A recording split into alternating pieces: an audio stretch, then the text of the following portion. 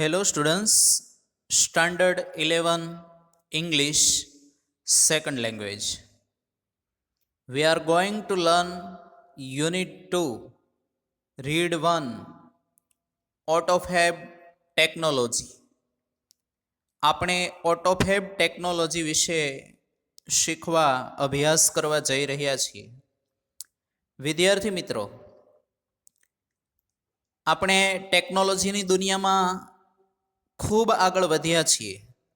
તેમ છતાંય દિવસે ને દિવસે વી ફાઇન્ડ ન્યૂ ટેકનોલોજી, આપણને નવી ટેકનોલોજી જોવા મળે છે. પહેલાંના સમયમાં જે જૂની કાર હતી એમનું જે સિમ્પલ સ્ટીયરિંગ વ્હીલ જે હતું, એ સિમ્પલ સ્ટીયરિંગ જે હતું એનાથી કાર વાળવી હોય તો ખૂબ જ મુશ્કેલી પડતી. જ્યારે આજના સમયની અંદર પાવર સ્ટીયરિંગ કાર આવી ગઈ, જેના કારણે ટર્ન લેવો, વળાંક લેવો એ થોડું સહેલું થઈ ગયું. વિદ્યાર્થી મિત્રો, ટેકનોલોજીની દુનિયામાં દિન પ્રતિદિન આપણને કંઈક નવું જોવા મળે છે. એવી જ એક વાત આ યુનિટની અંદર કરવામાં આવી છે કે જે ટેકનોલોજી હવે આવવા જઈ રહી છે. તો સમજીએ આપણે આ યુનિટને. ઓટોફેબ ટેકનોલોજી. ઓટોફેબ એટલે વિદ્યાર્થી મિત્રો સ્વયં સંચાલિત રચનાની ટેકનોલોજી. ઓટો એટલે અહીંયા ઓટોમેટેડ અને ફેબ એટલે વિદ્યાર્થી મિત્રો ફેબ્રિકેશન. ઓટોમેટેડ એટલે સ્વયં સંચાલિત અને ફેબ એટલે રચના. સ્વયં સંચાલિત રચનાની ટેકનોલોજી એટલે કે એવી ટેકનોલોજી કે જે જાતે જ તે એ વસ્તુનું પ્રોડક્શન ઉત્પાદન થઈ શકે. મશીન દ્વારા, રોબોટ્સ દ્વારા એ કાર્ય થઈ શકે. AutoFab technology. Imagine yourself in a car showroom. કલ્પના કરો. ઇમેજિન એટલે વિદ્યાર્થી મિત્રો કલ્પના કરવી. કલ્પના કરો કે તમે કાર શોરૂમમાં છો. You are not happy with any model of the cars. તમે કારના એક પણ મોડેલથી ખુશ નથી. Not happy. તમે કારના એક પણ મોડેલથી ખુશ નથી. In the showroom. શોરૂમની અંદર જે કારના મોડેલ રહેલા છે એના એક પણ મોડેલથી તમે ખુશ નથી. હેપી એટલે અહીંયા ખુશ હોવું, પણ નોટ હેપી એટલે તમે ખુશ નથી. Now you work on a computer. હવે તમે કમ્પ્યુટર ઉપર કાર્ય કરો છો. વર્ક એટલે કાર્ય કરવું. તમે અત્યારે કમ્પ્યુટર ઉપર કાર્ય કરી રહ્યા છો. And create. ક્રિએટ એટલે કે સર્જન કરવું. અને તમે સર્જન કરો છો યોર ડ્રીમ કાર, એટલે કે તમે તમારા સ્વપ્નની કાર છે એનું સર્જન કરો છો. On the screen.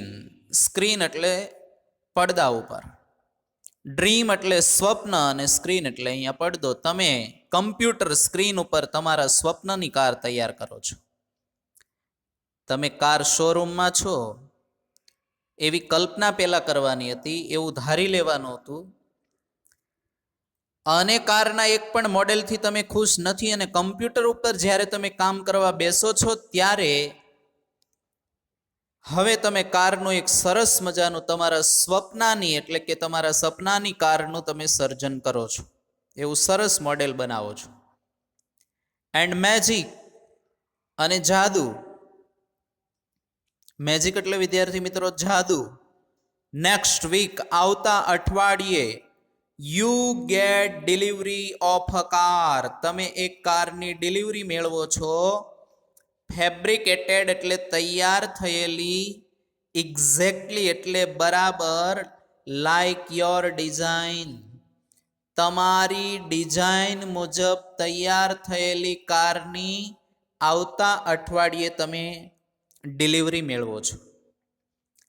તમે સ્ક્રીન ઉપર કાર તૈયાર કરી, એવી જ કાર આવતા અઠવાડિયે તમે એવી એ ડિઝાઇન મુજબની જ તૈયાર થયેલી કાર તમને આવતા અઠવાડિયે પ્રાપ્ત થાય છે. આ એક જાદુ છે. સચ મેજિક ઇઝ પોસિબલ. આવો જાદુ શક્ય છે. પોસિબલ એટલે વિદ્યાર્થી મિત્રો શક્ય. આવો જાદુ શક્ય છે થ્રુ અ પ્રોસેસ એટલે કે પ્રક્રિયા દ્વારા, known as automated fabrication. Automated fabrication તરીકે ઓળખાતી પ્રક્રિયા દ્વારા આવો જાદુ શક્ય છે. ઓટોમેટેડ એટલે વિદ્યાર્થી મિત્રો સ્વયં સંચાલિત અને ફેબ્રિકેશન એટલે રચના. સ્વયં સંચાલિત રચના દ્વારા આવો જાદુ શક્ય બને છે. Automated fabrication or AutoFab is a set of technology. Automated એટલે વિદ્યાર્થી મિત્રો સ્વયં સંચાલિત અને ફેબ્રિકેશન એટલે રચના or AutoFab is a set of technology. એક ટેકનોલોજીનો સેટ છે, સમૂહ છે. સેટ એટલે સમૂહ, ટેકનોલોજી એટલે તકનીકી. તકનીકીનો એક ટેકનોલોજીનો એક સેટ છે. That automate the process for building three-dimensional solid objects from raw materials. Automate એટલે સ્વયં ચાલિત કરે છે, સ્વયં સંચાલિત કરે છે. ધ પ્રોસેસ એટલે પ્રક્રિયાને. ફોર બિલ્ડિંગ એટલે બનાવવા માટેની પ્રક્રિયા. Three dimensional. ડાયમેન્શનલ એટલે વિદ્યાર્થી મિત્રો પરિમાણવીય. થ્રી ડાયમેન્શનલ એટલે ત્રિપરિમાણવીય. સોલિડ ઓબ્જેક્ટ્સ એટલે ઘન પદાર્થો, નક્કર પદાર્થો, ઘન પદાર્થો. ફ્રોમ રો મટીરિયલ્સ એટલે કાચી સામગ્રીમાંથી. ઓટોમેટેડ ફેબ્રિકેશન જેનું શોર્ટ ફોર્મ છે વિદ્યાર્થી મિત્રો ઓટોફેબ, એક ટેકનોલોજીનો સેટ છે જે કાચી સામગ્રીમાંથી, રો મટીરિયલ્સ એટલે કાચી ચીજ વસ્તુઓ, કાચી સામગ્રીમાંથી થ્રી ડાયમેન્શનલ સોલિડ ઓબ્જેક્ટ એટલે ત્રિપરિમાણવીય નક્કર ઘન પદાર્થો બનાવવાની પ્રક્રિયાને સ્વયંચાલિત કરે છે. ધીસ ઇન્ડસ્ટ્રી એટલે કે આ ઉદ્યોગ જે છે, યુઝીસ એટલે ઉપયોગ કરે છે, સોલિડિફિકેશન એટલે કે નક્કરતાનો ઘન પદાર્થનો ઉપયોગ કરે છે, ઘન સ્વરૂપનો ઉપયોગ કરે છે. ઓફ પોલિમર્સ એટલે વિદ્યાર્થી મિત્રો કૃત્રિમ રેસા, powder and other raw materials એટલે બીજી કેટલીક કાચી સામગ્રીઓ છે. Guided by design drawn on ordinary computers. Ordinary એટલે વિદ્યાર્થી મિત્રો સામાન્ય, ડિઝાઇન એટલે રચના તૈયાર કરવી, અહીંયા દોરવું, ડ્રોન એટલે દોરવું, ડિઝાઇન એટલે ડિઝાઇન રચના, અને ગાઈડેડ એટલે માર્ગદર્શિત થઈને.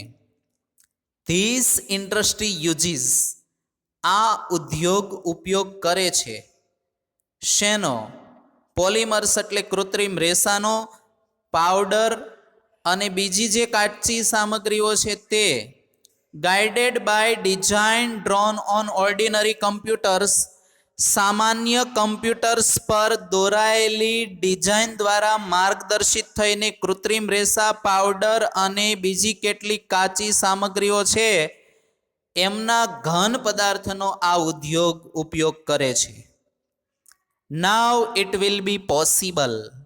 હવે શક્ય છે. પોસિબલ એટલે વિદ્યાર્થી મિત્રો શક્ય હોવું. હવે શક્ય છે ફોર હ્યુમન બીંગ્સ એટલે માનવ જાત માટે, મનુષ્યો માટે શક્ય છે. ટુ અક્વાયર પાવર્સ એટલે શક્તિ મેળવવી. અક્વાયર એટલે મેળવવું અને પાવર્સ એટલે શક્તિ. મનુષ્ય માટે શક્તિ મેળવવી શક્ય છે. ટુ મેનિપ્યુલેટ એટલે ગોઠવણી કરવી. The properties of matter. Properties એટલે વિદ્યાર્થી મિત્રો ગુણધર્મો, અને મેટર એટલે પદાર્થો. પદાર્થોના જે પરમાણુઓ છે, પ્રોપર્ટીઝ એટલે અહીંયા પરમાણુઓ જે છે પદાર્થના, એની ગોઠવણી કરવાની જે શક્તિ મેળવવી માણસ જાત માટે આજે શક્ય બન્યું છે.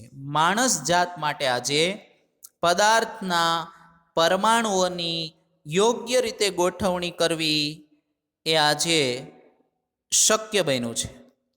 ઓટોફેબ ઇઝ નાવ ક્રિએટિંગ ઓપોર્ચ્યુનિટીઝ. ઓટોફેબ હવે તકોનું સર્જન કરી રહ્યું છે. ક્રિએટિંગ એટલે સર્જન કરવું અને ઓપોર્ચ્યુનિટીઝ એટલે તક. ઓટોફેબ હવે તકોનું સર્જન કરી રહ્યું છે ફોર મેન્યુફેક્ચરર્સ. મેન્યુફેક્ચરર્સ એટલે ઉત્પાદકો માટે ટુ સેટિસ્ફાય એટલે સંતોષવું unique needs of customers. Unique એટલે અસામાન્ય, નીડ્સ એટલે જરૂરિયાતો, અને કસ્ટમર એટલે ગ્રાહકો.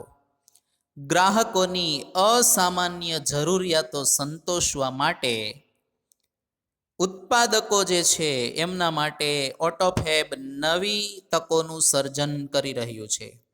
ગ્રાહકોની અસામાન્ય જરૂરિયાતો સંતોષવા ઉત્પાદકો માટે ઓટોફેબ નવી તકોનું સર્જન કરી રહ્યું છે.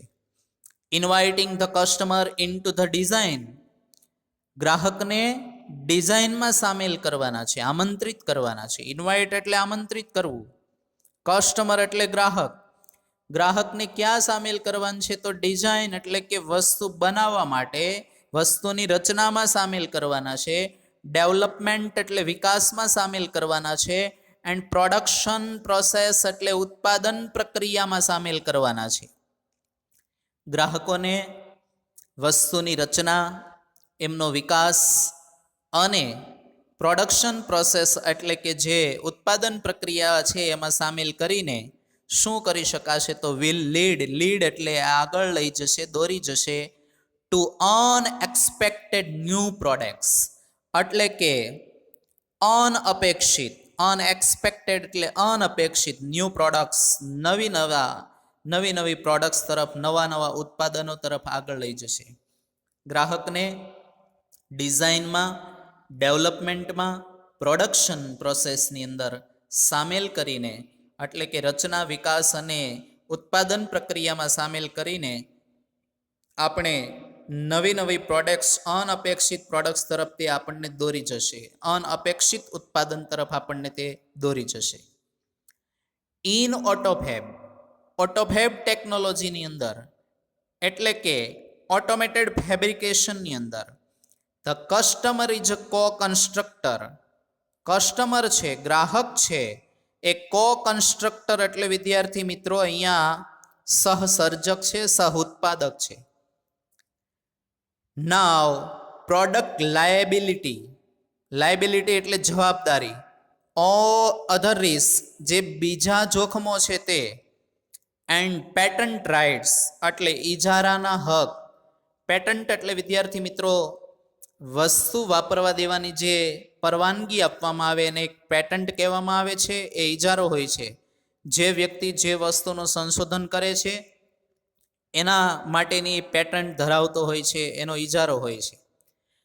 એટલે હવે પ્રોડક્ટ લાયબિલિટી એટલે ઉત્પાદનની જે જવાબદારી છે તે, બીજા જે જોખમો, અધર રિસ્ક એટલે બીજા જોખમો છે તે, અને પેટન્ટ રાઇટ જે ઇજારાના હક છે તે મે બી શેર્ડ એટલે વહેંચી શકાશે, એમાં ભાગીદારીતા કેળવી શકાશે વિથ ધ કસ્ટમર્સ એટલે ગ્રાહકોની સાથે. એ ગ્રાહકોની સાથે વહેંચી શકાશે અથવા તો ગ્રાહકોની એમાં ભાગીદારીતા કરી શકાશે. Automated fabrication will have uh dramatic impact on society. Automated fabrication છે એ સમાજ ઉપર, સોસાયટી એટલે સમાજ ઉપર, ડ્રામેટિક એટલે નાટ્યાત્મક અથવા જોરદાર, અહીંયા આપણે જોરદાર શબ્દ લેવાનો છે. ઇમ્પેક્ટ એટલે અસર પાડવી. ઓટોમેટેડ ફેબ્રિકેશન છે એ સોસાયટીમાં, સમાજ ઉપર બહુ જોરદાર અસર પાડશે. વિદ્યાર્થી મિત્રો, આપણે ઓટોમેટેડ ફેબ્રિકેશન વિશે સમજૂતી મેળવી રહ્યા છીએ. જોઈએ આપણે આગળ.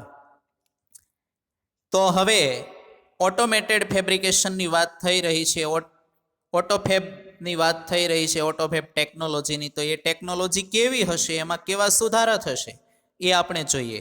તો પહેલું, ફર્સ્ટ, બેટર પ્રોડક્ટ ક્વોલિટી એટલે કે ગુણવત્તામાં વધારો થશે. પરંતુ પ્રોડક્ટ એટલે ઉત્પાદનની ગુણવત્તામાં વધારો થશે.